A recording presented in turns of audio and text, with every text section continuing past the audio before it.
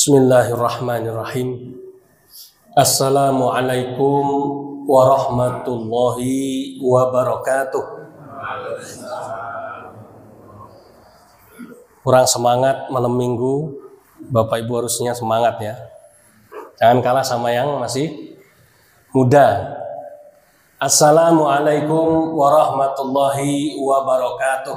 Waalaikumsalam warahmatullahi wabarakatuh. Alhamdulillahi rabbil alamin. Alhamdulillahilladzi an'ama alaina bi ni'matil imani wal islam. Asyhadu an la ilaha illallah wa asyhadu anna Muhammadar Rasulullah. Allahumma salli wa sallim wa barik ala nabiyyina Muhammadin wa ala alihi wa ashabihi ajmain, amma ba'd. Fa ya ibadallah ittaqullaha haqqa tuqatih wa la tamutunna illa wa antum muslimun. Faqala Allah ta'ala rabbi a'udzubika min hamazati syayatin wa a'udzubika rabbi ayyahdurun. Shadaqallahul azim.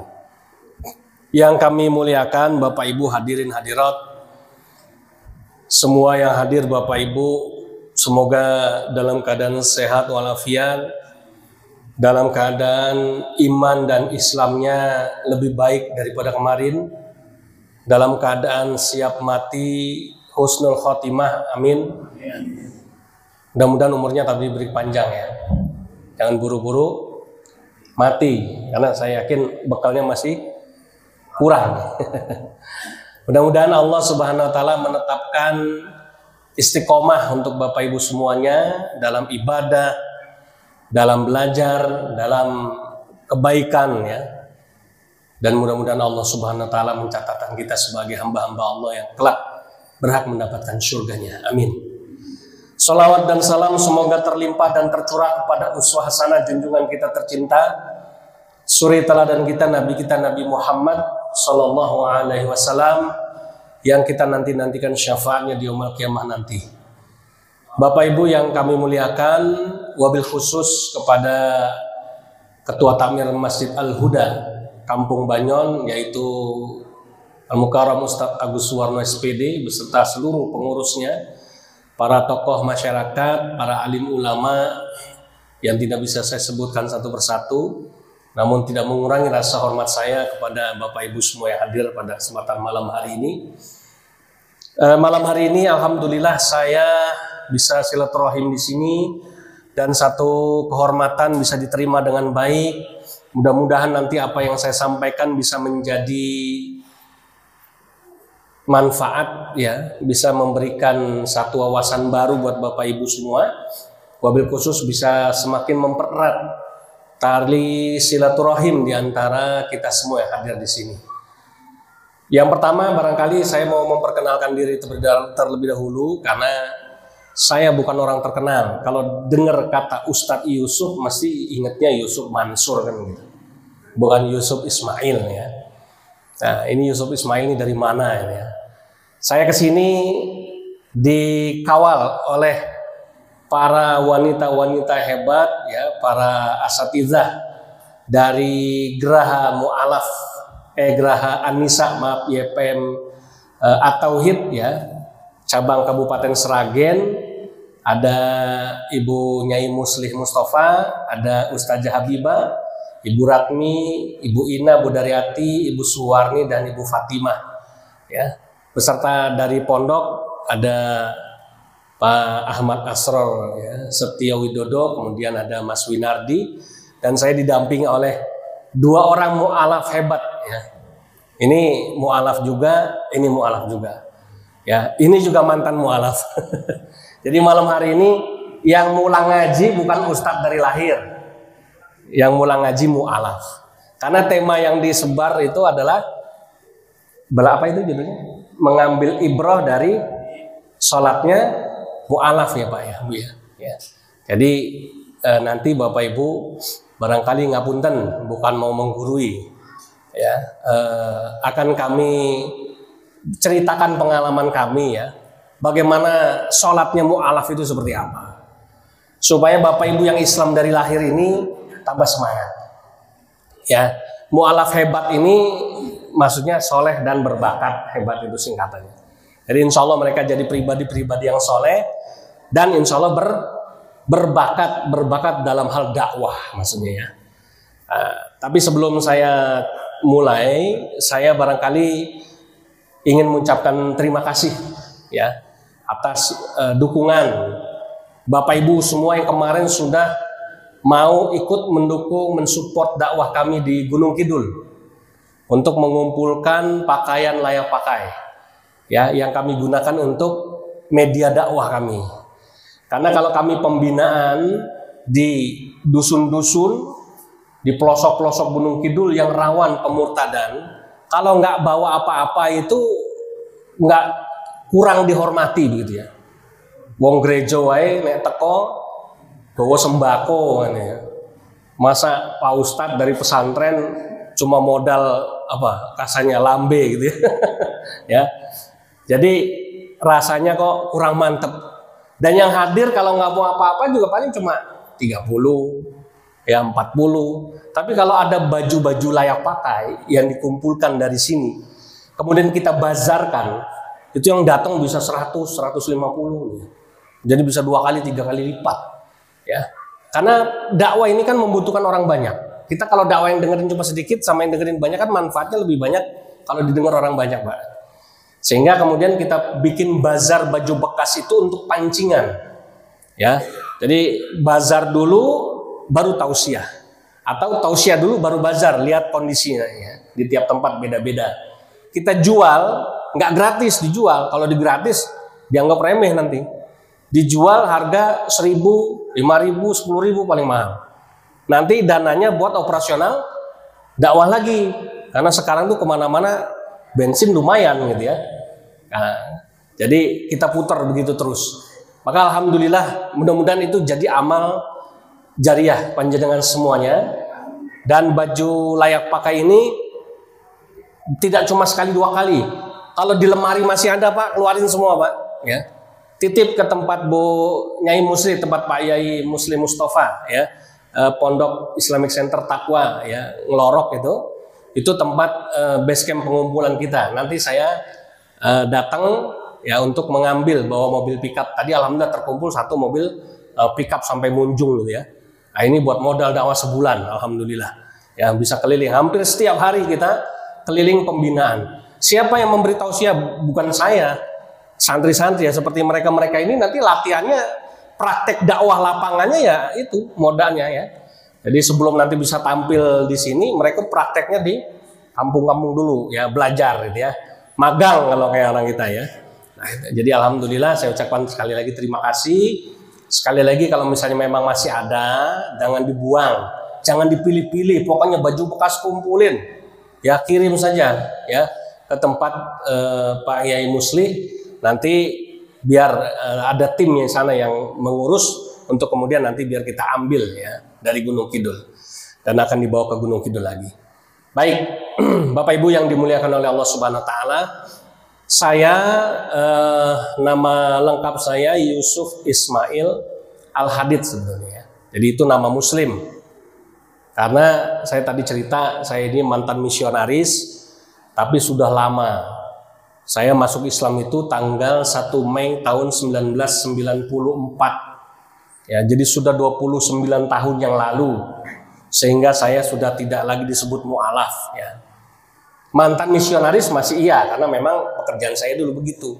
Papa saya pendeta, mama saya misionaris, saya misionaris dan saya pernah sekolah. Sekolah misionaris namanya International Student of Bible Society di Jakarta. Saya asli lahir besar di Jakarta. Setelah saya jadi Islam, saya masuk pesantren di pesantren Al-Fauzi Cipayung, Bogor. Kemudian setelah itu saya keliling-keliling masuk banyak pesantren. Karena saya merasa haus ilmu.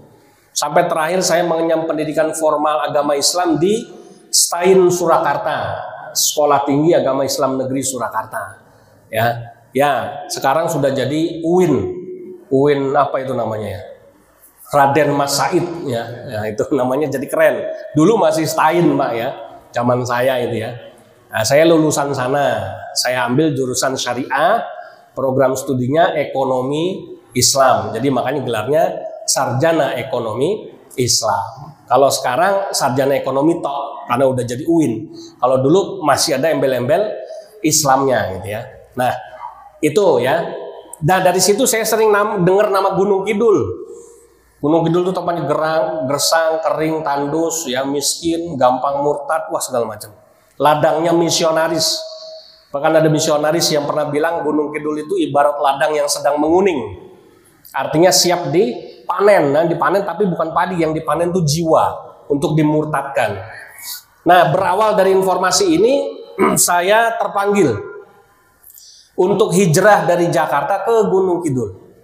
Karena di Jakarta udah kebanyakan ustadz, banyak kiai, banyak pesantren di mana-mana ada. Ya, nyari ustadz di Jakarta itu gampang. Sementara di Gunung Kidul lebih banyak pendeta sama pastor daripada ustadznya. Akhirnya tahun 2007 ya saya hijrah ke Gunung Kidul, mendirikan pesantren yang beri nama Pondok Pesantren Al-Hadid.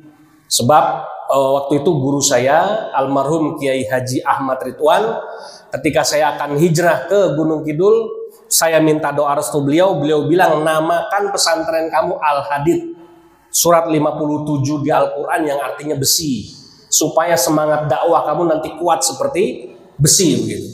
Ya, makanya kemudian namanya Pondok Pesantren Al-Hadid. Sebab di Al-Hadid ini ya, fokus utama kita adalah menampung para mu'alaf terlantar. Ya, jadi sekali lagi fokus utama kita adalah menampung para mu'alaf terlantar. Kemudian setelah itu baru yatim piatu dan duafa. Karena semua yang ada di pesantren kami gratis, tidak bayar. Gratis tis, makan sehari 3 kali, asrama, obat-obatan, kalau sakit kita obatin gratis, sekolah dari TK sampai kuliah semua gratis. Ya, tidak ada yang berbayar. Nah, sehingga kemudian dari situlah alhamdulillah ya, sekarang santrinya yang mukim ada 75. Yang kalong lebih banyak, ada 100. Namanya juga kalong. Kalong ternyata ngaji pulang ya. Tapi kalau yang mukim tinggal di pondok itu ada 75 santri, alhamdulillah. Nah, Bapak Ibu yang dimuliakan oleh Allah Subhanahu wa taala, itu sedikit ya perkenalannya. Kalau nama lahir saya dulunya Yori Yonatan Force, nama Kristen ya. Nama Muslim, begitu syahadat diganti jadi Yusuf Ismail Al-Hadid ya. Ini juga sama, dulu nama Katoliknya Arif Marcel Aswad. Nama Islamnya Arif Setiadi. Ini juga sama, namanya Julius. Masuk Islam jadi Abdullah Julius Sapar. Nah, jadinya nama muslimnya ini ya. Nah, jadi alhamdulillah kami bertiga ini, kalau yang paling lama saya 29 tahun. Kalau Mas Arif ini mu'alaf tahun 2017 ya. Jadi 5 tahun. Ya, dan di Al-Hadid belajar sudah 3 tahun. Alhamdulillah. Makanya udah nunggu jenggot. Ya. Kalau yang sebelah kiri saya ini masih anget. Belum ada sebulan, baru syahadat tanggal 25 Agustus kemarin. Jadi 25 September besok ini genep 1 bulan. Makanya mukanya masih imut-imut.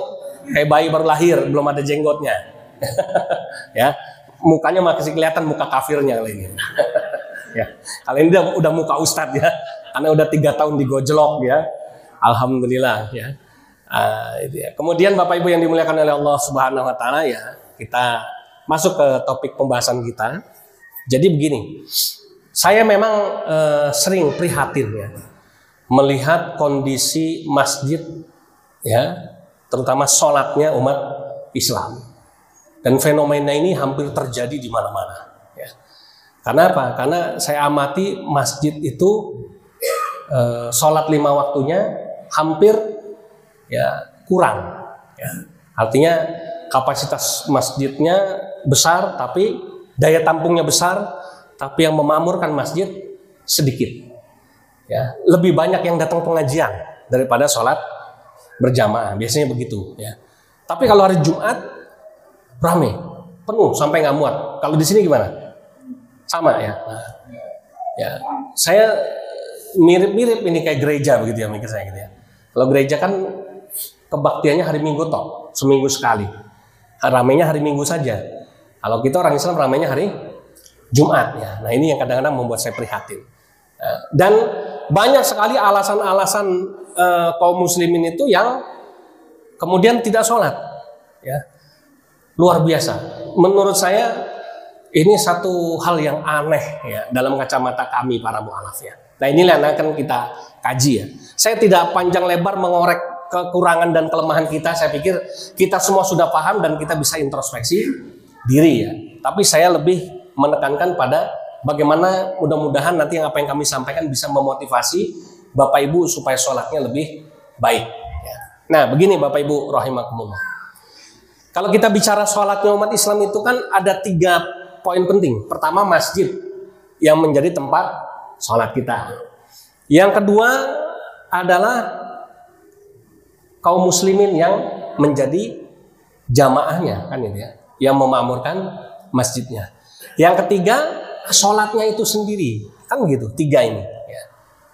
Nah, bagaimana sekarang masjid kita? Ini Masjid Al-Huda ya. Gereja terdekat di sini mana Pak? Pak Nakmil? Berapa kilo?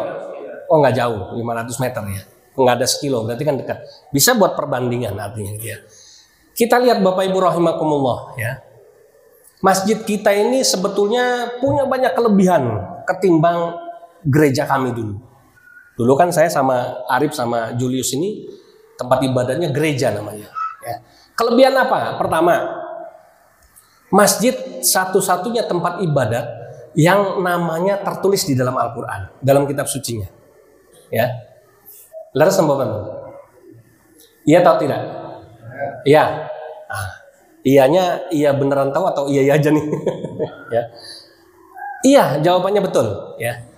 Dalilnya mana? Buka aja paling gampang. Ini ayat tentang kemakmuran masjid. Ini takmir masjid harus hafal ini. Pas siapa? Surat At-Taubah ya. At-Taubah ayat 18 ya kan, innama ya'muru masajidallah ya man amana billahi ila akhir ayat. Di situ disebut kata masjid, barang siapa yang memakmurkan masjid-masjid Allah. Satu ya, jadi nama masjid tertulis dalam Al-Quran, kitab suci kita. Berarti secara pengakuan masjid kita itu sah ya kalau dipakai menjadi tempat ibadah. Kenapa? Karena Tuhan kita langsung yang menyebut tempat ibadahnya orang Islam namanya masjid. Ya. Nah, coba kita tanya saudara-saudara Nasrani kita yang dengan bangga mendirikan gereja. Ya. Tanyakan pada mereka, mana di dalam kitab sucinya yang namanya Injil atau Alkitab itu tertulis kata gereja? Silakan bisa ditanya. Nggak puas sama jemaat biasa, tanya sama pendetanya. Mesti jawabannya tidak ada. Pak Pendeta, ada nggak di Alkitab ya kata gereja? Atau kita disuruh orang Kristen itu, Anda orang Kristen disuruh kalau ibadat ke gereja. Kalau dia bilang, oh ada, suruh tanya di mana ayatnya saya minta. Dijamin pusing 7 keliling dia. Ya, kenapa? Karena nggak ada. Kalau dia bilang ada, berarti dia berbohong, berdusta. Karena di dalam Injil mereka tidak tertulis satupun kata gereja. Berarti kalau kitab sucinya aja nggak nulis kata gereja, Tuhan mereka tidak pernah menyuruh mereka ibadat ke yang namanya gereja. Terus ke gereja perintahnya siapa? Nah, ini jadi pertanyaannya. Tapi sudah biar itu urusan dia. Ini buat wawasan kita ya, bahwa masjid kita jauh lebih baik. Jangan disia-siakan. Ini pesan yang mau saya sampaikan lewat perbandingan ini. Karena apa? Kalau nggak dibandingin begini, Bapak Ibu nanti nggak paham betapa masjid kita ini lebih hebat daripada tempat ibadah manapun juga. Itu ya. Nah, itu yang pertama ya, bahwa masjid kita adalah tempat ibadah yang sah, resmi. Kenapa? Karena Tuhan kita memerintahkan kita untuk memakmurkan masjid. Ya, selesai udah, jelas ini. Yang kedua, Bapak Ibu rahimakumullah. Kalau kita bicara sholat kita, siapa yang menyuruh dan memerintahkan kita sholat? Jelas Allah ya. Di Al-Quran dalilnya ada banyak. Ya, aqimis sholat wa atuz zakat. Biasanya ayat tentang sholat berdampingan sama ayat tentang zakat, itu sepasang. Sholat zakat begitu terus perintahnya. Ya, berarti kita sholat itu pun perintah dari Allah, bukan perintah siapa-siapa, dari Tuhan langsung asli. Berarti kita nggak usah ragu-ragu ya, bahwa memang masjid sholat diperintahkan oleh Allah Subhanahu wa Ta'ala. Nah, kepada siapa perintah itu diberikan? Ya kepada kita orang Islam, bukan kepada orang lain. Orang lain nggak disuruh sholat, yang disuruh sholat sama Allah adalah orang-orang yang beriman kepada Allah dan beriman kepada Rasulnya. Maka dulu Julius sebelum menjadi Islam dia nggak sholat karena nggak wajib. Begitu syahadat dia wajib sholat, kan gitu ya. Nah pertanyaannya, bagaimana caranya sholat? Yang ketiga, ya kan, tata caranya sholat. Sholat kita ya udah jelas mengikuti apa yang dicontohkan oleh Nabi kita Muhammad Sallallahu Alaihi Wasallam. Dalilnya apa? Mau dalil hadis jelas, shollu kama ro'aitumuni usolli, kan gitu. Sholatlah kamu sebagaimana aku sholat, sebagaimana baginda Nabi kita Muhammad SAW menjalankan sholat. Nabi Muhammad sholat dimulai dengan takbiratul, diakhiri dengan salam, dengan rangkaiannya. Udah ikutin itu, itulah cara kita sholat, kan begitu. Leres mboten? Kenapa kok harus ngikuti dawuhe Kanjeng Nabi? Karena di Al-Quran surat Al-Hasyr jelas, wa ma atakumur rasulu fakhuduhu wa manahakum anhu fantahu, kan begitu. Ya, apa yang diperintahkan oleh Rasul lakukan, yang dilarang tinggalkan, kan begitu. Berarti sholatnya kita mengikuti Kanjeng Nabi itu merupakan perintah dari Allah Subhanahu wa Ta'ala. Selesai tiga ini. Jadi jenengan melakukan aktivitas sholat di masjid itu dan rangkaiannya sudah nggak usah khawatir, nggak usah nanya mana legalitas hukumnya. Menurut hukum Islam ini merupakan perintah dari Allah dan lain sebagainya seperti yang saya jelaskan tadi. Itulah hebatnya Islam. Ya. Bahkan kalau ada orang yang melakukan sesuatu di luar itu udah jelas perintahnya, ya kan?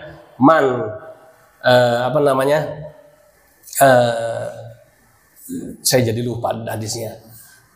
Man amila amalan laisa alaihi amruna fahuwa raddun.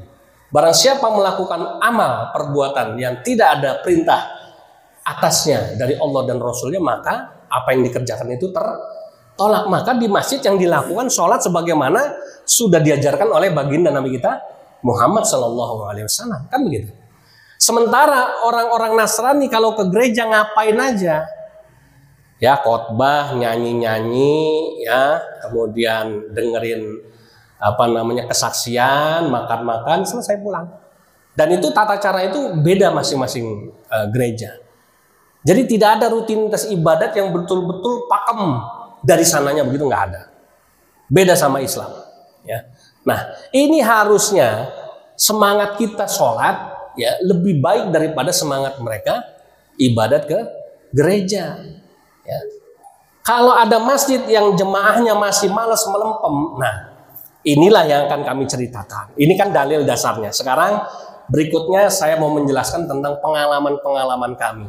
Supaya Bapak Ibu pulang dari sini nanti subuh harusnya, yang biasanya subuh berapa soft di sini? 2. Mudah-mudahan nanti subuhnya 5 soft di sini. Ya. Iya dong, termasuk nanti ibu-ibu tambah ibu-ibunya lebih banyak lagi. Kenapa? Karena sholat subuh itu sholat yang utama, ya, sholat yang punya keutamaan, ya, dibanding sholat-sholat yang lainnya. Ya. Dan ujian berat buat para mu'alaf, sholat itu adalah sholat subuh. Ya. Kenapa? Karena kami tidak terbiasa bangun pagi-pagi, harus bangun pagi, kan gitu. Sementara Bapak Ibu yang orang Islam sudah terbiasa, bahkan bukan cuma subuh, tahajud pun dikerjakan, kan itu hebatnya orang Islam itu ya. Nah, Bapak Ibu yang dimuliakan oleh Allah Subhanahu wa Ta'ala, saya mau sharing waktu, bukan cuma saya. Kita dengarkan pengalamannya Mas Arif ya. Mas Arif ini dulunya Katolik ya. Dan tahun 2017 dia masuk Islam. Kemudian dia 2 tahun mencari tempat untuk belajar dari pesantren ke pesantren lain ya. Nggak ada yang mau nerima dia. Akhirnya alhamdulillah saya dapat kabar, saya terima, dan 3 tahun belakangan ini dihabiskan untuk belajar Islam. Ya. Nah, asalnya Mas Arif ini dari tempat yang udah jelas bukan Islam. Dia asalnya dari Kupang, Nusa Tenggara Timur. Kita tahu ya, di sana itu mayoritas bukan Islam. Ya. Tahun sekitar 2013, saya pernah dicekal, nggak boleh masuk ke Kupang. Padahal waktu itu saya sudah dijadwalkan ngisi ke beberapa tempat. Sudah naik pesawat sampai Surabaya transit, ditelepon sama ketua MUI sana. Setelah berkoordinasi katanya dengan Pemda setempat, memutuskan saya tidak boleh hadir. Ya. Kenapa? Karena dikhawatirkan nanti terjadi keributan gitu ya. Ya, saya bilang saya tuh mau tausiah, bukan mau bikin orang ribut, saya bilang. Ya tapi menghormati karena di sana mayoritas bukan Islam, apa boleh buat kan ya. Akhirnya saya nggak jadi datang. Nah, itu tempatnya ini yang nolak saya dulu. Ternyata dia dikirim sama Allah nyampe ke Al-Hadid ya untuk belajar gitu ya. Nah, Mas Arif ini aslinya dari Kupang, NTT. Alhamdulillah masuk Islam, malah sekarang penampilannya subhanallah ya, melebihi yang Islam dari lahir ya. Orang kalau nggak tahu ceritanya nggak disangka ini mu'alaf kan gitu ya. Disangkanya nih Ustadz udah mungkin lulusan Madinah gitu ya, jenggotnya panjang kan, Masya Allah ya. Ternyata ini mu'alaf gitu ya. Mungkin Mas Arif berbagi cerita sedikit pengalaman Mas Arif sholat itu seperti apa, biar Bapak Ibu di sini semangat sholatnya, nggak melempem lagi, biar memakmurkan masjidnya juga tambah kenceng. Silakan Mas Arif.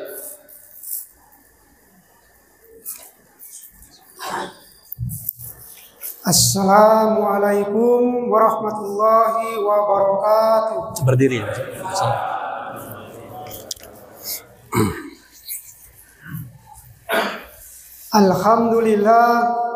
Alhamdulillahi rabbil alamin. Assalatu wassalamu ala asrofil anbiya'i wal mursalin Sayyidina wa maulana Muhammadin wa ala alihi wa ashabihi ajma'in, amma ba'd. Faya ibadallah, ittaqullah haqqa tuqatih wa la tamutunna illa wa antum muslimun. Rabbi a'udzu bika min hamazati syayatin wa a'udzu bika rabbi ayahdurun. Shadaqallahul azim. Yang pertama-tama, Bapak-bapak, ibu-ibu yang saya muliakan, pada kesempatan malam hari ini kita bisa berkumpul kembali, dikumpulkan di sini di rumah Allah yang sangat mulia ini. Dan saya sangat bersyukur bisa ke sini. Salawat serta salam kita aturkan kepada Nabi kita, Nabi besar, Nabi Muhammad Sallallahu Alaihi Wasallam. Semoga kita termasuk golongan-golongan umatnya yang akan mendapatkan syafaat beliau di yaumul akhir nanti. Amin ya rabbal alamin. Mungkin saya di sini untuk menceritakan apa yang pertama kali merasakan sholat, belajar sholat itu gimana. Bapak Ibu, mohon maaf, Bapak Ibu kan lahir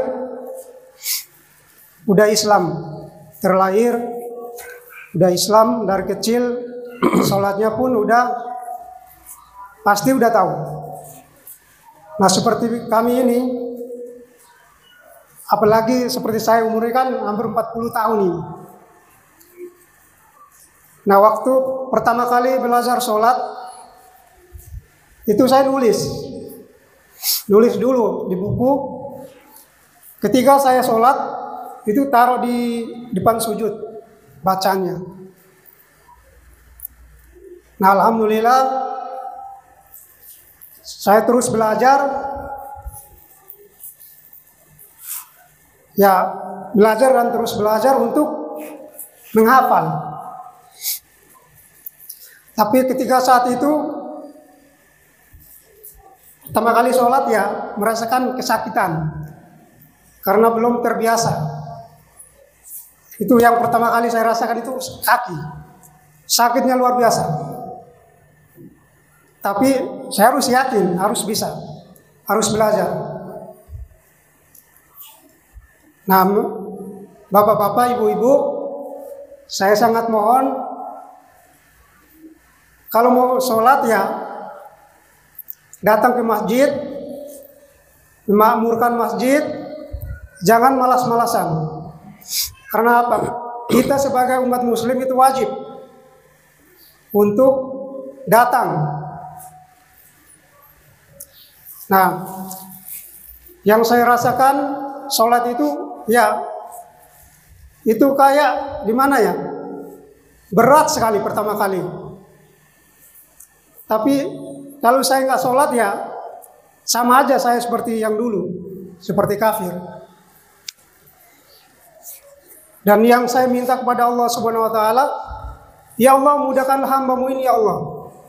Supaya hamba ini cepat menghafal cara sholatnya itu. Awal-awalnya tuh saya takut ke masjid. Takut saya.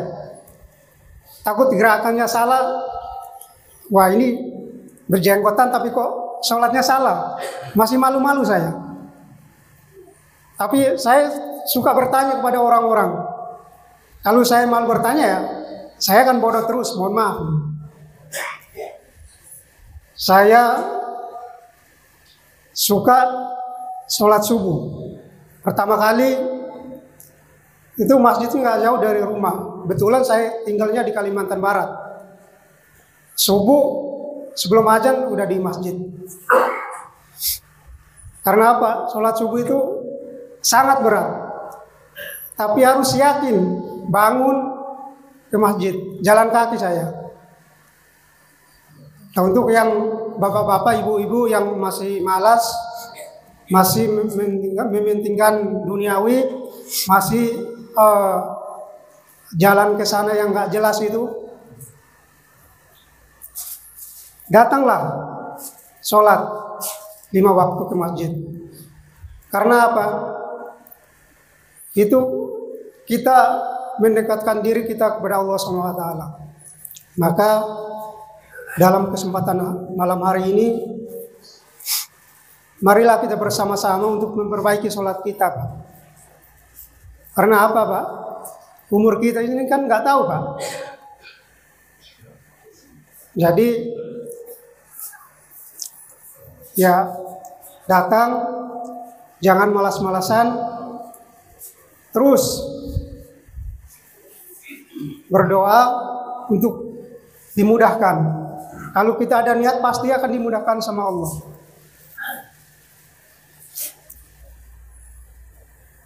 Mungkin ini saja yang bisa saya sampaikan. Mohon maaf bila kurangnya itu datang dari saya. Bila lebihnya dari Allah Subhanahu wa taala. Billahi taufiq wal hidayah. Wassalamualaikum warahmatullahi wabarakatuh. Ya, Bapak Ibu yang dimuliakan oleh Allah Subhanahu wa taala, kalau yang memberi pesan-pesan untuk sholat itu mungkin ustadz-ustadz yang sudah fasih ya, itu sudah biasa ya. Nah, kali ini Bapak Ibu diminta untuk mendengarkan ya nasihat dari para mu'alaf. Mungkin kata-katanya belum sebagus para ustadz-ustadz yang memang sudah belajar lama ya. Tetapi kalau Bapak Ibu mau lihat teladan ya, mereka ini sholatnya luar biasa ya. Mas Arif ini bahkan saya percaya menjadi penjaga sholat ya untuk santri-santri yang lain ya. Kenapa? Karena yang bisa dipercaya untuk sholat ya lebih awal datang ke masjid, Mas Arif ini justru yang mu'alaf ya, bukan yang Islam-Islam dari lahir itu, Masya Allah ya. Dan alhamdulillah Mas Arif ini istiqomah menggunakan atribut Islami. Karena apa? Dia bilang yang merubah hidup saya itu adalah Islam. Sehingga saya bangga dengan penampilan Islam saya. Dan ini istiqomah, dia pakai begini sampai sekarang mau kemana pun penampilannya selalu begini gitu ya. Padahal dulunya bukan Islam ya. Jadi alhamdulillah, mudah-mudahan nasihat dari Mas Arif ini bisa memberikan semangat buat kita Bapak Ibu, khususnya yang dari Islam dari lahir, supaya semangat memakmurkan masjid, khususnya di Masjid Al-Huda ini ya. Nah, berikutnya kita dengerin yang masih baru, unyu-unyu baru kemarin jadi Islam ya. Karena dia juga sebetulnya dalam ceritanya punya banyak hal yang bagus ya, khususnya tentang sholat ya. Kita dengarkan, mudah-mudahan Mas Julius bisa memberikan cerita yang menarik. Silakan Mas Julius, dipersilakan.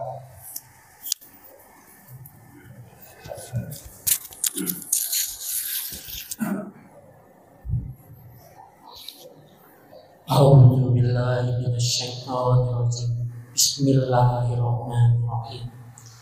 Assalamualaikum warahmatullahi wabarakatuh.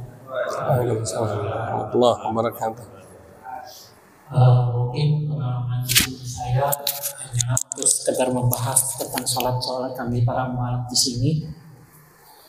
Sekarang yang saya mau tanya ialah, di sekitar sini adakah saudara-saudara yang khususnya berbadannya seperti saya, yang gemuk dan berbadan besar?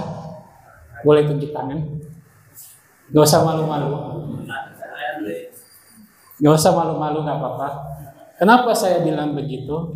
Karena khusus kami yang orang-orang besar ini biasanya akan melakukan yang paling sulit hal yang dilakukan ialah tasyahud akhir, di mana kaki kita mesti dilipat-lipat, belum lagi mesti bangun lagi, kan sudah dilipat kita mesti bangun lagi ya, habis itu sujud lagi, lipat lagi. Itu adalah hal pertama yang di dalam sholat kami yang agak-agak susah, sampai kaki pun sampai pegelinu pun sempat. Belum lagi bacaan-bacaannya, bacaan-bacaan sholat. Kenapa saya bilang bacaan-bacaan sholat itu susah? Nah, saudara-saudara boleh melihat diri saya sebagai apa? Orang Cina. Sedang yang mayoritasnya kita orang Cina. Jangankan mau baca bahasa Arab, yang kita mau baca bahasa Inggris aja ngejelimetnya setengah mati. Kita mesti belajar bahasa Arab yang tulisannya dari kanan ke kiri. Mau bagaimana? Kita mesti susah payah ngapalin satu-satu, untuk niatnya apa, untuk bacaan rukuknya apa, bacaan sholat Al-Fatihahnya kayak gimana. Selama hafal 1 bulan ini yang paling sulit untuk orang-orang berbadan besar kayak kami ini, itu yang susah dilakukan itu ialah tasyahud akhir. Jadi pesan saya untuk kaum musliman yang sudah sejak lahir sudah Islam, bersyukurlah. Karena kenapa? Sudah dilakukan latihan dari kecil. Lah saya ini baru tanggal 25 September kemarin, baru Agustus kemarin baru disyahadatkan. Sekarang disuruh bungkuk, disuruh rukuk, disuruh ngelipat sana, ngelipat sini. Ya kita mau gimana bisa, sedangkan orang yang lain aja kita masih yang lama-lama aja sudah berpuluh-puluh tahun, sudah ini baru bisa bacaan sholatnya, baru bisa sujud rukuknya. Jadi pesan saya ialah untuk saudara-saudara muslimin, tetap jangan lupa untuk mendoakan kami yang mualaf-mualaf ini agar tetap bisa istiqomah dalam melakukan sholatnya. Satu. Yang kedua, untuk sholat itu sebenarnya tidak mau dibilang susah ya tidak, dibilang gampang juga tidak. Cuman yang tidak mau itu adalah hanyalah kesempatan untuk belajar, karena untuk memulai itu tidak mengenal batasan umur, tidak mengenal batasan waktu. Jadi sekian dari saya. Kalau misalnya ada yang kurang, saya mohon maaf, itu pribadi dari saya. Jikalau ada yang lebih, mungkin bisa dimanfaatkan untuk saudara-saudara kaum muslimin semua. Terima kasih. Assalamualaikum warahmatullahi wabarakatuh. Waalaikumsalam warahmatullahi wabarakatuh. Ya, alhamdulillah. Ya, jadi Bapak Ibu bisa menyaksikan bagaimana tadi ya, 2 orang mualaf kami, dan di Al-Hadid stoknya masih banyak yang seperti ini gitu ya, yang perempuan maupun yang laki-laki ya, alhamdulillah. Jadi Mas Julius ini ketika disyahadatkan kemudian sampai sekarang selama sebulan dia sudah Iqra 4 belajarnya, Pak. Ya, sudah sampai Iqra 4. Karena saya target dia, saya kalau ngasih target belajar tuh kejem. Saya sama Julius, berapa bulan kamu target harus bisa baca Al-Quran? 1,5. 1,5 bulan. Marah saya kalau nggak bisa ini. Saya bilang apa? Kalau jadi mu'alaf itu setahun 2 tahun belum bisa baca Al-Quran, boleh, masih maklum, wajar. Tapi kalau udah lebih dari 2 tahun masih belum bisa baca Al-Quran, saya bilang mu'alaf goblok, saya bilang gitu. Ya, mu'alaf males ya, nggak mau belajar. Ya. Jadi kalau di sini ada mu'alaf yang kemudian udah 10 tahun, 5 tahun nggak bisa baca Al-Quran, ya itu termasuk mu'alaf yang saya tadi bilang. Ya. Kenapa? Karena kayak Julius ini, kenapa saya target? Karena Julius ini pinter, Pak. Dari mukanya aja bisa kelihatan ya, muka orang pinter sebetulnya. Dan saya tes, gampang hafal, ya kan, cepet tanggap dan rajin belajar. Makanya saya kasih target dia 1,5 bulan harus bisa baca Al-Quran. Dan alhamdulillah sekarang sudah Iqra 4 ya.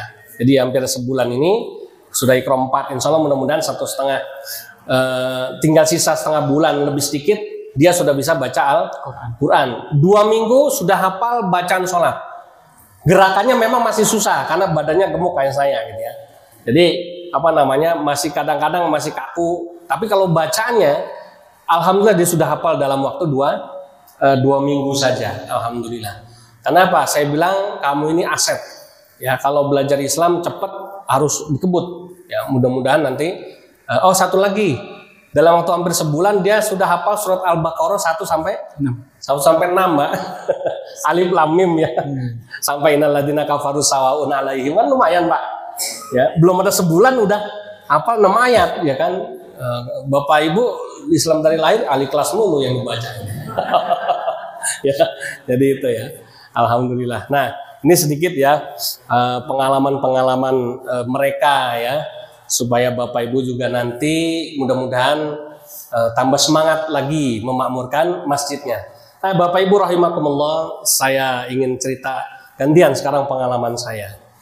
Pengalaman saya mungkin lebih banyak lagi ya. Karena mohon maaf kayak Julius ini umur 35. Mas Arif ini masuk Islam waktu umur 35, sekarang 5 tahun berarti 40 ya usianya. Ya kalau ini belum ada sebulan jadi umurnya 35 tahun sekarang. Masih bujangan, Pak. Jadi kalau ada anak perempuan stoknya boleh nanti. Kalau mau dijodohin sama mualaf-mualaf hebat ya, dijamin insya Allah mereka siap jadi imam yang baik dengan bimbingan kami di pondok ya. Nah, kebetulan saya memang masuk Islam itu lahir dari background keluarga yang lebih kompleks dari mereka berdua ya. Papa saya ini orang Manado ya, pendeta jabatannya. Kebetulan terakhir diminta untuk memimpin 5 buah gereja di Jakarta. Mama saya itu Cina Jakarta, ya, makanya masih ada matanya sipit-sipit. Ya, kalau Julius masih putih karena baru di Gunung Kidul sebulan. Nanti kalau udah 2 tahun di Gunung Kidul juga hitam gitu. Ya, jadi ibu saya Cina Jakarta, ya, kemudian profesinya misionaris ya, atau penginjil ya, kalau bahasa merekanya. Sehingga dan alhamdulillah kami sekeluarga masuk Islam. Jadi bukan cuma saya, kalau Arif ini kan cuma sendiri. Bapak, ibu, saudara-saudaranya masih di Kupang sana pokoknya masih keras. Sampai udah bertahun-tahun nggak ada komunikasi sama dia karena udah dibuang lah dia nggak begitu ya. Ini si Julius juga sama masuk Islam cuma sebatang kara karena dia anak satu-satunya. Bapaknya orang Medan tapi udah cerai dan sampai sekarang nggak tahu di mana rimbanya. Ibunya orang Cina sudah jadi abu sekarang karena udah meninggal dibakar matinya. Ya, sekarang tinggal sendiri. Ya. Makanya di Al-Hadid saya sudah seperti bapaknya dia gitu ya, karena dia tinggal sebatang kara. Nah, kalau saya satu keluarga alhamdulillah masuk Islam. Papa saya, mama saya, adik-adik saya semuanya masuk Islam ya. Tapi malam hari ini saya nggak cerita bagaimana perjalanan masuk Islamnya, biar nanti penasaran lain kali ngundang lagi. Ya, pokoknya modal ngundang saya nggak usah mikirin amplop, Pak. Kumpulin aja baju bekas gitu. Nggak apa-apa buat modal dakwah. Betul. Saya alhamdulillah jadi Islam ketemu sama guru-guru yang hebat yang mendidik saya untuk tidak semata-mata hidup itu mementingkan uang ya. Kebetulan ketemunya sama ustadz-ustadz yang mengajari saya untuk ikhlas dalam berdakwah gitu ya. Dan alhamdulillah itu saya tularin sama mereka. Ya, mereka ini subhanallah ya. Untuk bicara masalah dakwah semua all out, tidak ada main-main lagi ya. Semua yang kita punya, harta kita, jiwa kita serahkan untuk Allah Subhanahu wa taala. Jadi pengalaman saya sholat waktu itu, sholat pertama saya itu sholat Isya ya Bapak Ibu ya. Jadi pernikahan saya sholat isya, kemudian saya waktu itu habis syahadat dapat hadiah kecil-kecilan lah dari takmir masjid. Ya. Ada sarung, baju koko, kopiah, sajadah, Al-Quran gitu ya. Nah kemudian saya dipanggil papa saya bilang, kamu kan udah jadi Islam, sekarang kamu harus sholat. Karena kebetulan di rumah itu saya cerita urutannya aja ya. Yang masuk Islam pertama kali itu papa saya dulu. Papa saya yang pendeta ini masuk Islam tanggal 13 Januari tahun 94. Kemudian 2 minggu setelah papa saya jadi Islam, adik-adik saya 2 orang, Yona Yohana dan Yesika masuk Islam tanggal 27 Januari tahun 94. 4 bulan kemudian baru saya sama mama saya masuk Islam tanggal 1 Mei tahun 94. Jadi tahunnya sama, cuma beda tanggal, beda bulan dan beda ceritanya. Nah jadi papa saya udah 4 bulan jadi Islam, otomatis dia udah pinter gerakannya ya. Walaupun masih bacanya masih ngapal-ngapalin seperti tadi Mas Adib cerita ya. Nah kemudian saya karena dilihat papa saya habis syahadat belum sholat, papa saya ngajak saya karena saya belum tahu mau ngapain, kan harus dibimbing ya. Nah akhirnya kemudian papa saya bilang, itu hadiah kamu dibuka, itu isinya perlengkapan sholat, nanti ikut sama papa sholat di musola. Kebetulan dekat rumah saya ada musola waktu itu, namanya Musola Al-Hikmah di daerah Depok, Jawa Barat. Ya, jadi saya masuk Islam itu harus dari Jakarta Barat. Saya lahir besar di Jelambar ya, di daerah Jembatan 2 Jakarta Barat. Itu terkenal dengan sebutan Chinatown, kotanya orang-orang Cina di sana ya. Nah masuk Islam saya harus mengungsi ke Depok, cari yang mayoritas Islam biar aman ya. Nah, kalau masih di situ ya, wah saya bisa musuhin orang satu tempat gitu ya. Karena apa? Karena di situ mayoritas memang orang-orang Kristen semua dan jemaat-jemaat papa saya juga gitu ya. Jadi kita pindah ke Depok yang mayoritas Muslim, cari tempat yang kebetulan dekat sama musola. Nah disitulah tempat kami disadatkan. Gitu. Nah akhirnya saya buka hadiah itu, saya pakai sarungnya, baju kokonya, kopiahnya. Kemudian papa saya ngajak sholat di masjid, ya. Di musola tadi. Sholat isya waktu itu. Nah papa saya pesan di jalan, nanti kalau sholat itu ikutin aja gerakan orang-orang, nggak usah pusing, gampang kok ini ya. Pokoknya sholat itu gampang, ikutin aja gerakan orang-orang. Nanti kamu di samping kanan papa, jangan jauh-jauh, pokoknya di samping kanan. Nanti kalau papa colek begini, duduk, jangan berdiri. Oke, itu aja pesannya. Modal saya sholat itu cuma begitu pak, awalnya ya. Nah akhirnya saya berangkat ke masjid. Nah, kemudian setelah azan itu ya, mulai ramai pada datang ya, menunggu sebentar, kemudian iqomah. Setelah iqomah, imamnya maju di depan, kita semua sholat di belakang ya, bikin soft. Kemudian saya di samping kanan papa saya seperti pesannya. Kemudian mulai sholat Allahu Akbar ya, takbiratul ihram ya. Kemudian begitu takbiratul ihram saya bingung, kok sholat gerakan pertamanya angkat tangan begini gitu ya. Ini aneh saya bilang ini. Kenapa saya bilang aneh? Belum apa-apa kok udah nyerah gitu ya, mau ngapain ya. Orang saya jadi Islam bukan untuk menyerah, kok belum apa-apa udah nyerah gitu ya. Tapi ya sudah, saya ikutin aja lah gerakannya, karena kan suruh ngikutin gerakannya. Saya gak berani protes ya waktu itu ya, cuma saya dalam hati saja. Begitu takbir, kemudian nggak lama baca Fatihah, baca surat ya, selesai, kemudian ya Allahu Akbar, ruku, ikutan ruku. Sami Allahu liman hamidah, itidal, saya ikutan itidal. Kemudian Allahu Akbar sujud, Allahu Akbar duduk di antara dua sujud, Allahu Akbar sujud lagi, Allahu Akbar duduk tumakninah sebentar, berdiri rakaat kedua. Nggak lama baca lagi Fatihah lagi, baca surat lagi, ya ruku lagi, tidak lagi, sujud, duduk, sujud. Nah kan mau tasahud awal atau tahiyat awal gitu ya. Nah kemudian papa saya pas sujud sebelum tahiyat itu nyolek. Nah ingat pesan tadi di jalan, kalau dicolek jangan berdiri, duduk. Oke, ya benar, Allahu Akbar duduk, benar. Wah saya kalau nggak dicolek kan taunya tadi yang pertama berdiri kan. Nah ini dicolek, ternyata ini fungsinya, baru paham saya waktu itu. Semua duduk ya, semua duduk, diem kan, nggak ada yang bersuara tuh kan, kalau duduk kan diem aja. Maksudnya diem itu yang karena saya belum bisa apa-apa dulu ya, saya taunya diem. Tapi kan kalau udah tahu ternyata ada bacaannya kan gitu ya. Jadi saya sholat pertama Terus saya lihat papa saya sebelahnya, ya masih sholatnya masih tengok-tengok nih ya, Pak Bu, karena masih belum tahu nih ya, sholat pertama. Jadi mu'alaf waktu itu. Akhirnya saya lihat papa saya kok jarinya begini. Nah, ini ada gerakan apa ini kan ya, kok begini ya. Saya lihat yang lain juga sama, nengok, begini semua. Saya ikut-ikutan begini ya, akhirnya gitu ya. Karena yang lain pada begini, ngacung jari telunjuk ini ya. Saya lihat sebelah kanan saya, ternyata beda, goyang-goyang. Ya. Yang sebelah papa saya diem begini, yang sebelah kanan goyang-goyang begini. Saya belum tahu. Oh ya udahlah, ini apa sih fungsinya kok sholat ada mainan jari begini gitu ya? Lumayan lah, biar nggak iseng gitu ya. Jadi nanti diem nanti goyang-goyang, nanti diem nanti goyang-goyang gitu ya. Akhirnya kemudian Allahu Akbar, berdiri lagi, rakaat ketiga ya. Selesai rakaat ketiga, masuk rakaat 4, rakaat terakhir Isya ya, 4 rakaat. Begitu sujud terakhir, papa saya nyolek saya lagi, tandanya duduk ya. Nah duduk, nah, selesai duduk masih melakukan gerakan yang sama, tahiyat itu ya, masih goyang-goyang jari gitu ya. Nah ini yang menarik pengalaman saya gitu ya. Kemudian saya lagi begini main-mainan jari, pundak kanan gatel, saya garuk-garuk gitu ya. Belum tahu kalau sholat nggak boleh banyak gerak gitu ya. Selesai nggak lama pundak kiri gatel, saya begini nggak sampai, saya tuker dulu ini buat tahiyat, ini buat garuk-garuk gitu ya. Selesai saya balikin lagi ini gitu ya.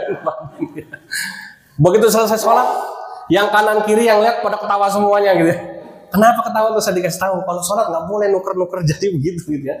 Oh ya, tapi maklum semuanya karena tahu saya mu'alam. Nah di situ terus kemudian saya tanya sama Pak Kiai, Pak Kiai saya mau tanya kenapa orang Islam tuh kok sholat itu pertama kali gerakannya angkat tangan. Saya bilang gitu ya. Angkat tangan ini kan tandanya menyerah gitu ya.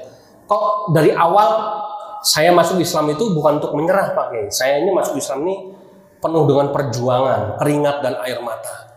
Sehingga kalau saya suruh menyerah nggak mau saya.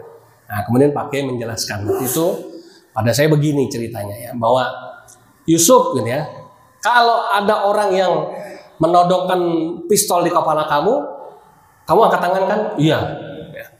Tandanya kamu menyerah sama siapa? Ya sama orang yang nodongin pistol kan ini.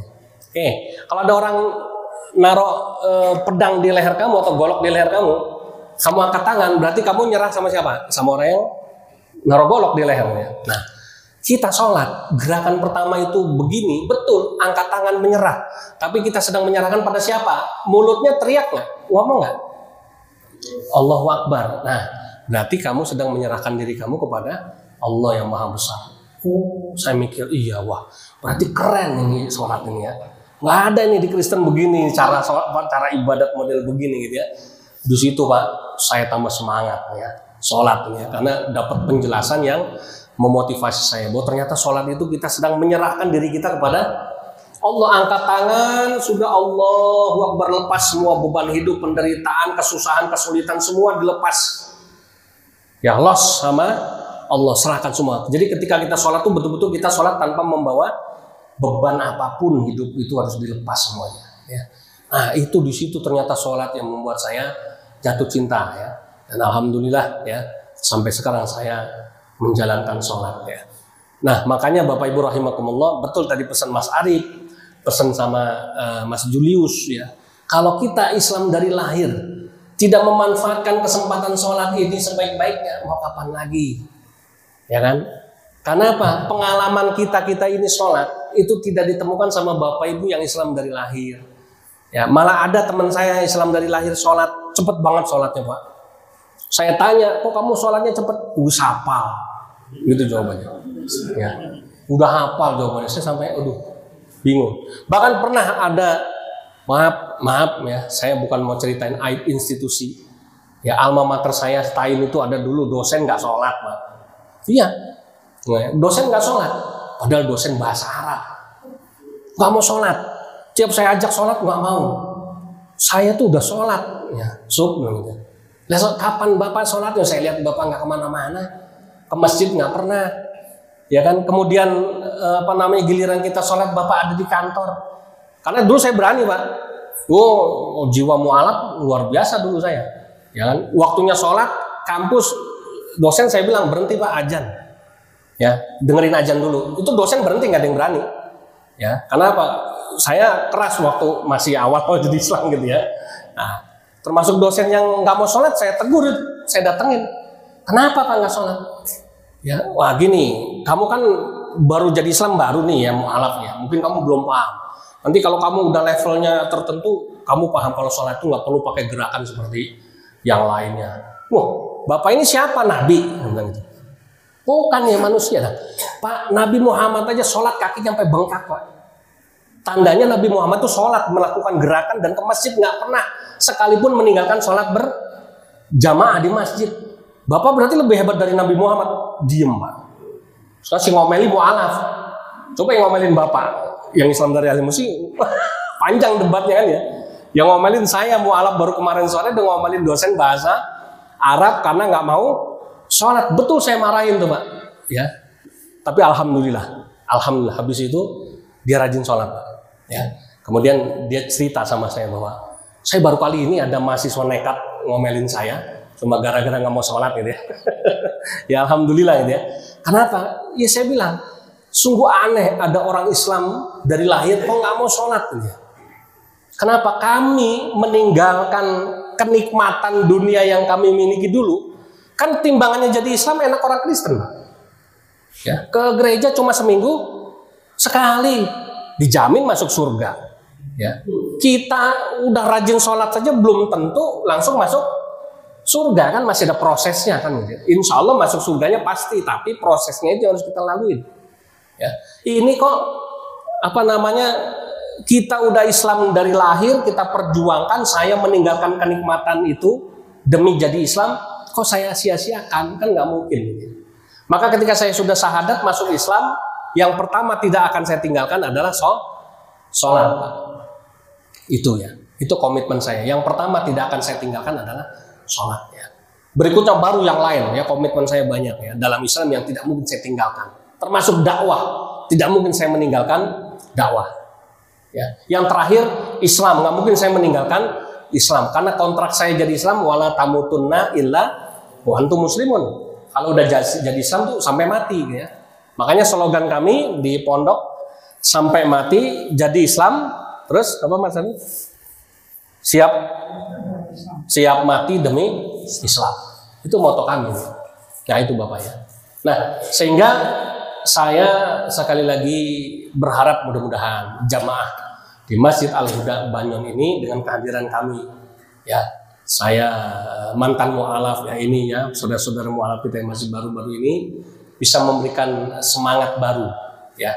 Kenapa? Karena Bapak Ibu rahimakumullah, saya pertama kali belajar ya Islam itu belajar dari buku Hayatus Sahabah ya. Dan yang saya kagumi adalah tentang cerita Umar bin Khattab radhiyallahu anhu. Salah satu cerita Umar bin Khattab yang menginspirasi saya adalah sholatnya Umar. Nah mungkin ini sedikit buat motivasi tambahan lagi. Bagaimana sholatnya Umar Bapak Ibu? Nah ini saya yakin Bapak Ibu pernah dengar ceritanya. Umar bin Khattab itu adalah seorang sahabat Nabi yang hebat luar biasa. Kita nggak perlu cerita kehebatannya. Tetapi dalam sejarah hidupnya ada satu kisah di mana satu ketika Umar bin Khattab telat sholat asar berjamaah 1 rakaat. Telat sholat asar berjamaah di masjid 1 rakaat. Ya. Gara-gara apa? Gara-gara Umar bin Khattab sibuk memandikan kudanya. Ya, kasihkan mandiin kuda. Kalau kita itu nyuci mobil Ferrari mungkin zaman dulu yang kendaraan paling mewah adalah kuda. Ya. Nah, kemudian datang ke masjid ternyata Umar telat masbuk 1 rakaat. Begitu selesai sholat, dia sempurnakan rakaat yang ketinggalan itu, Umar bin Khattab nangis. Sedihnya luar biasa. Sampai sahabat yang lain pada tanya, kenapa Umar kok kamu nangis sampai terseduh-seduh? Umar bin Khattab cerita, karena aku mendapati diriku telat 1 rakaat karena aku lalai terhadap perintah Allah. Sebab aku tadi sibuk memandikan kuda-kudaku. Sahabat yang lain ngasih motivasi, ya nggak apa-apa lah, cuma telat 1 rakaat gitu ya. Apa maklum gitu ya, mungkin kamu lupa gitu. Tapi Umar bin Khattab tetap sedihnya luar biasa. Begitu pulang dari masjid, langsung kuda-kudanya dijual semuanya. Berapa? Di kitab itu ditulis sejumlah 700 ekor kuda ya, dijual semuanya. Karena gara-gara sibuk mandiin kuda, dia telat sholat asar 1 rakaat. Habis itu dijual semua, uang hasil penjualannya nggak diambil 1 peser pun, tapi dibagikan kepada fakir miskin semuanya. Luar biasa nggak itu? Coba kalau di sini diterapin prinsipnya Umar. Pak Takmir telat 1 rakaat pulang ke rumah, Bu, mobil jual. Ya. Siapa lagi Pak RT telat ya maghrib 1 rakaat, TV jual. Ya, sumbangin ke anak yatim gitu ya. Terus begitu, kira-kira saya yakin kasus perceraian di sini banyak ya. Langsung dipegat bojone gitu ya. Entek lama-lama Pak, gara-gara telat sholat ya. Kenapa? Karena memang kebiasaan kita menyepelekan sholat, ya toh. Masih mending sholat timbang nggak sholat kan gitu. Imannya Umar beda sama imannya kita, Pak. Ya toh. Nah, makanya Umar bin Khattab jadi orang yang dimuliakan ya karena tadi ya, sholat asar telat 1 rakaat aja dia sampai segitunya. Bagaimana dengan sholat kita coba sekarang? Aduh, ya Allah, berat ya, luar biasa ya. Baru ada meriang sedikit kita sudah ngeluh ya kan, kita sudah malas ya toh. Nah, ini kita kadang-kadang ya. Nah, makanya mudah-mudahan selepas kami dari sini, ibu bapak yang Islam dari lahir ini ya bisa termotivasi. Oh, ada satu Pak, saya tadi mungkin Julius kelewatan. Saya kan pertama kali dia jadi Islam, saya banyak mereview ceritanya dia. Ada satu ceritanya dia yang menarik, waktu itu sempat saya jadikan status di WA saya. Dia bilang begini, saya itu mampir dari masjid ke masjid ya, karena saya melakukan perjalanan tadi musafir ya. Kemudian kok semua masjid yang saya datangin itu nggak pernah menolak saya. Padahal tahu saya ini bukan Islam. Malah saya mampir ke gereja itu pasti selalu terkunci dan saya pasti ditolak, nggak boleh bermalam di gereja. Tapi kalau di masjid boleh, malah saya sering dikasih makan, dikasih minum gitu ya. Karena dia ketika sudah jadi sebatang kara, sempat putus asa, sampai akhirnya itu tadi memutuskan masuk Islam di Masjid Az-Zuman ya, Masjid Az-Zuman. Jadi masuknya bukan di pesantren Al-Hadid.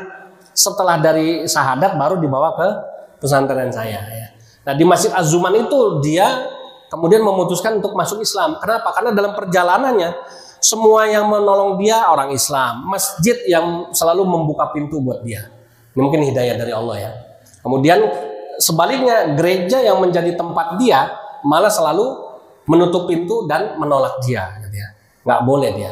Nah, kemudian dia cerita sama saya bahwa orang Islam itu kalau sholat semuanya sama. Dari masjid A, masjid B, masjid C. Ya, kemudian kalau di gereja kan beda-beda ya. Dia tanya sama saya. Terus saya jelaskan ya itulah Islam. Ya, sholat itu karena contohnya cuma satu. Cuma contohnya Kanjeng Nabi toh ya. Kenapa? Karena Nabi adalah uswatun hasanah, termasuk sholat. Maka nggak ada yang beda. Waktunya sama, gerakannya sama, jumlah rakaatnya sama kan gitu ya.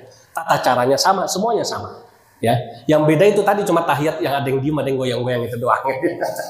Ya kan? Sama subuh ada yang kunut, ada yang tidak kunut, itu saja ya. Tapi tidak ada yang beda, semuanya sama, masya Allah ya. Nah, ini yang kemudian salah satu yang memotivasi dia untuk semangat juga ya, untuk semangat belajar Islam dan mendirikan sholat. Jadi minta doa restunya Bapak Ibu, mudah-mudahan saudara-saudara mu'alaf kita ini bisa tampil lebih baik lagi ya ke depannya dan bisa menjadi cita-cita dia. Coba cerita sedikit, ini ada yang menarik. Sebutkan cita-cita kamu. Biar Bapak Ibu dengar. Cita-cita kamu jadi mu'alaf baru ini apa? Assalamualaikum warahmatullahi wabarakatuh.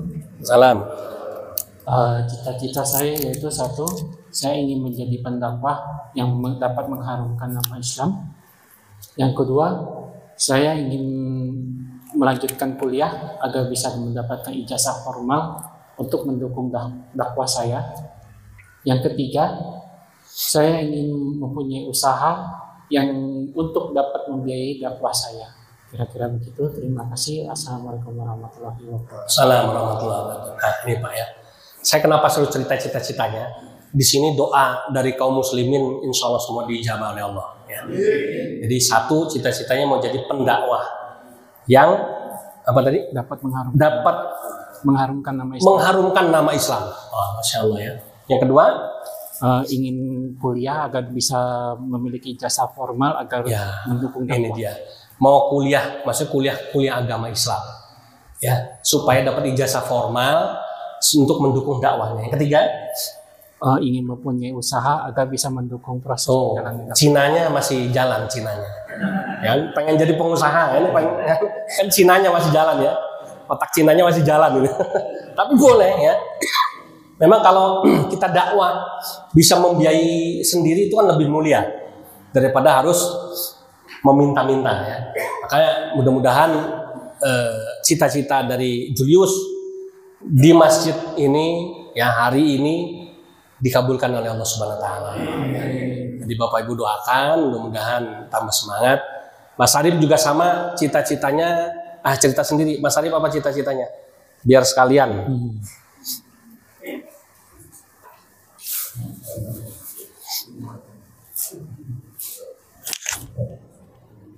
Assalamualaikum warahmatullahi wabarakatuh. Waalaikumsalam. Yang saya impikan adalah pendakwah. Dan itu saya harus pulang dakwah Islam di kampung saya.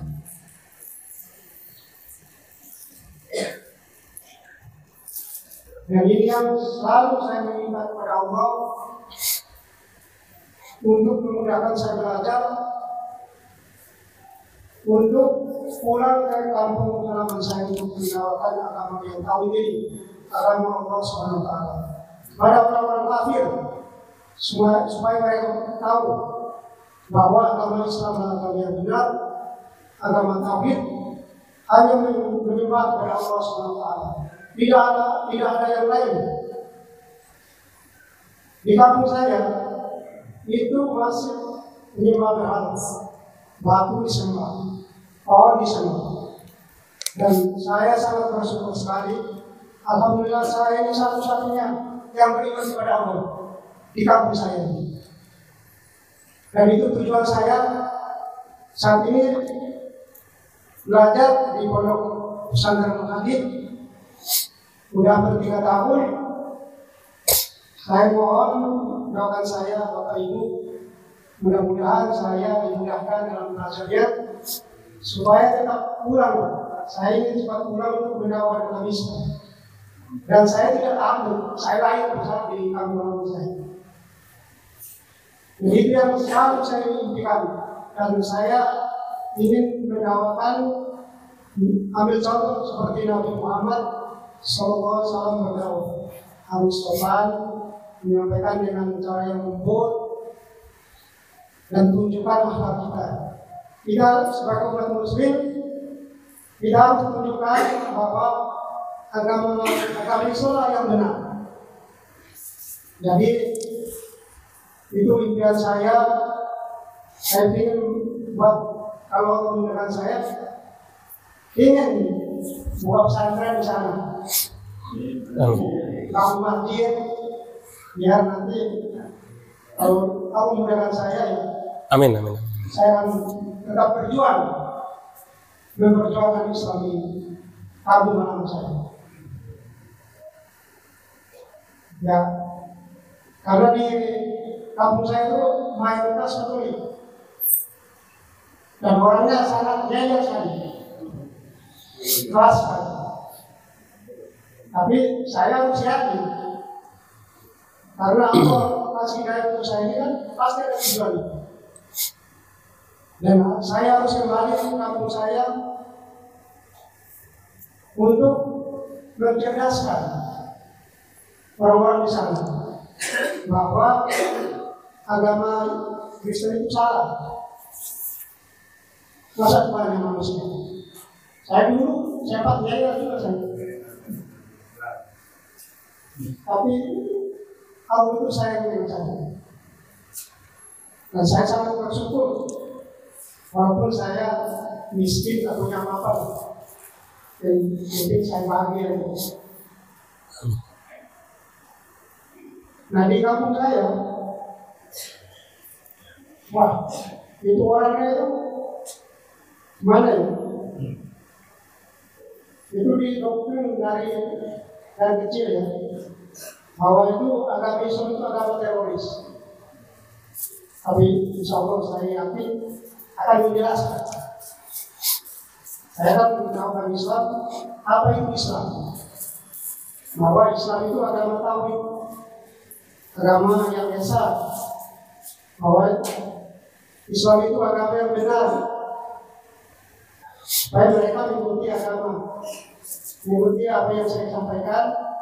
Mudah-mudahan mereka masuk Islam. Tapi kita berdakwah pun tidak boleh memaksakan mereka. Kita terus menyampaikan apa yang dicontohkan Nabi kita, walaupun hinaan, caci, makian yang kita dapat, tapi itu sebagai vitamin, penambah stamina, tetap semangat berdakwah untuk menyampaikan terus menerus. Dan saya mengimbau kepada yang ustaz-ustaz sini, dai-dai yang di sini, menyampaikan kebenaran ke orang-orang yang harus, biar mereka itu tahu bahwa agama Islam yang paling benar. Tidak perlu takut, walaupun nyawa itu taruhan.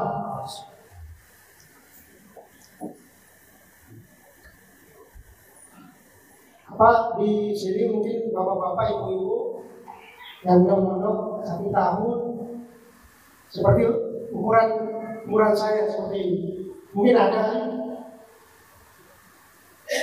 yang pernah mondok. 2 tahun ada mungkin. Saya itu bahkan kehidupan pribadi saya tunda dulu. Ini belajar Islam. Kebetulan saya tinggal di Kalimantan Barat, masuk Islam di sana. Selama dari pondok itu sangat sulit untuk belajar. Bahkan mohon maaf, dulu ada salah satu pondok malah itu bahkan dari para nabi malah nolak saya itu. Padahal hubungan saya itu baik untuk belajar, pulang untuk mendapatkan Islam. Tapi ya alhamdulillah saya ambil kembali aja, terus minta petunjuk, terus berdoa saya. Ya ada dai Ustaz terus menyampaikan kebenaran. Mungkin ini saja yang bisa saya sampaikan. Mohon maaf bila penyampaian saya kurang bagus. Kami ibu bapak-bapak, mohon maaf. Tapi itulah wajib.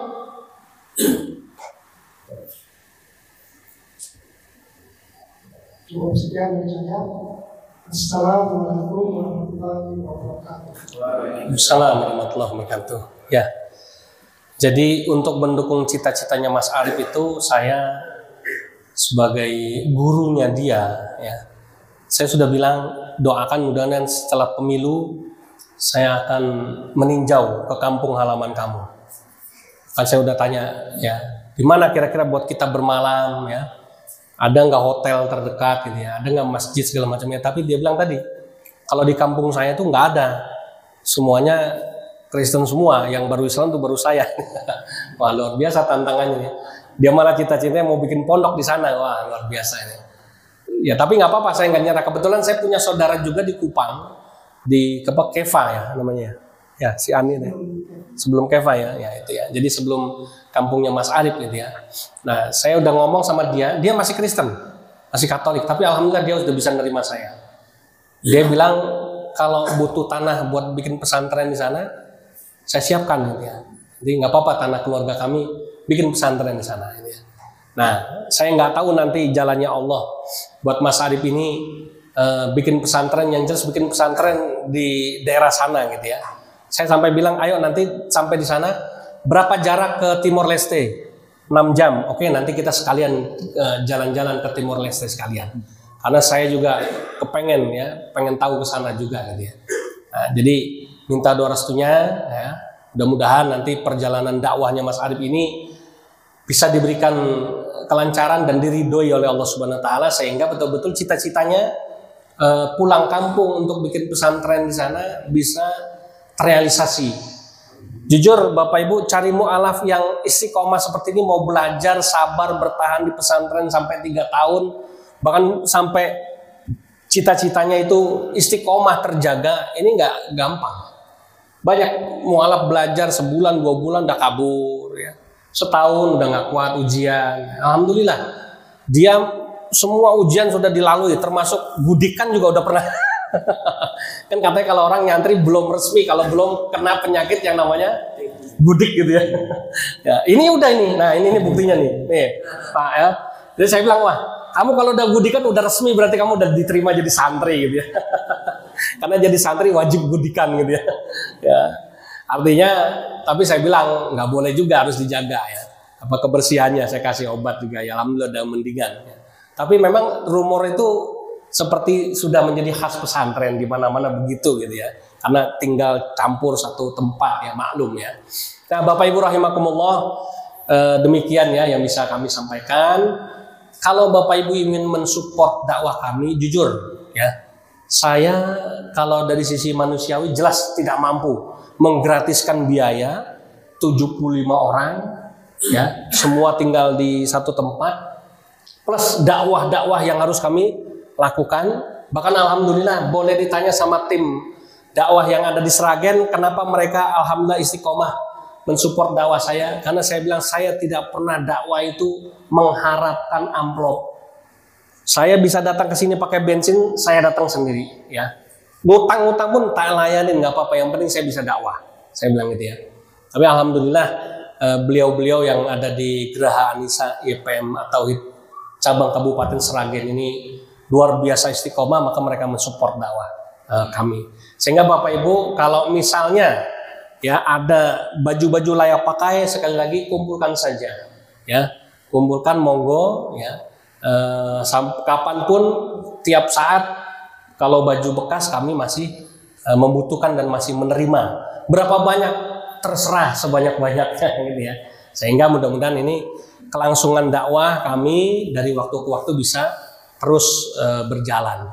Oke, itu saja permintaan saya, cuma minta baju bekas saja kumpulkan. Karena buat modal dakwah, Mas Arif latihan dakwah, Mas Julius latihan dakwah itu ya di kampung-kampung begini caranya. Pelan-pelan mudah-mudahan cita-cita dia ya, cita-cita Mas Arif dan mualaf-mualaf yang lain yang tinggal di Al-Hadid semuanya tercapai. Oke. Aturan sangat saya akhiri. Subhanakallahumma bihamdika asyhadu an la ilaha illa anta astaghfiruka wa atubu ilaik. Assalamualaikum warahmatullahi wabarakatuh. Waalaikumsalam warahmatullahi wabarakatuh.